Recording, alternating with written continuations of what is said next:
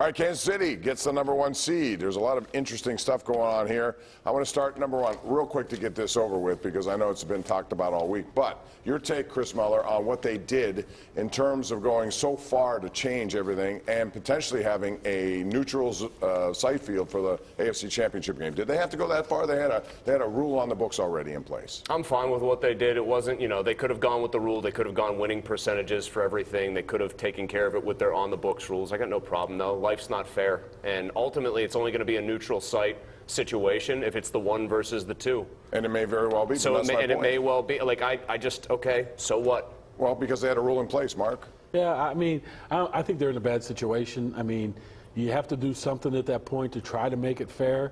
If I'm anything, I'm Cincinnati.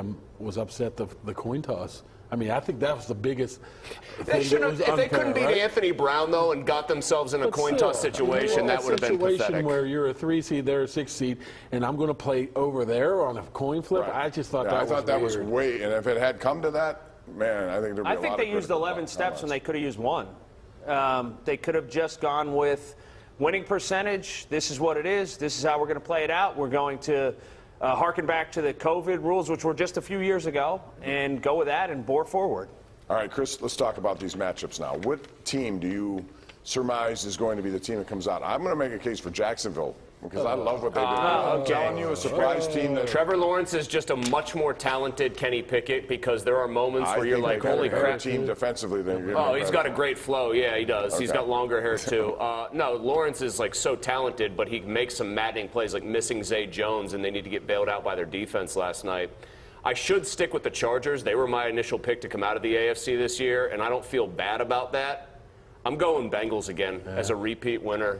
There's something about Joe Burrow, man. He's got a little bleep you in him when he takes his team anywhere, and I'll ride with that until I'm proven wrong. 2 really good running backs, too, with Pirine coming on. Yeah, and plus, their receivers are good. Yep. Their offensive line seems like they're in place. And you look how hard. Like, no Collins hurts, but you know what? Buffalo doesn't have Von Miller, for example. You see what happens, how difficult it is to get back to places. And we'll look what the Rams did this year, and all of a sudden the Bengals might be better. What were they at one point, like 2-3 or something? They staggered out of the gates. Kansas City Chiefs, they sold me with the ring around the rosy yesterday. That was incredible. That, and I'll tell you what, in all sincerity, how Patrick Mahomes handles the ball at the scrimmage line is. We haven't seen anything like it since like the 30s and 40s when they used to do things like that. It's absolutely incredible. First play of the game, he hits Justin Watson up the rail for 60 yards. Then Kelsey is his safety blanket. He has targets all over, and he uses every eligible in the offense. I seem to think this could be Kansas City's year to go ahead and win the Super Bowl. He is playing, and he's getting better and better and better, it seems like Mahomes is. But Cincinnati owns Kansas City. If that's an AFC championship. We'll see about that. So nobody wants to pick Baltimore and Tyler Huntley? No.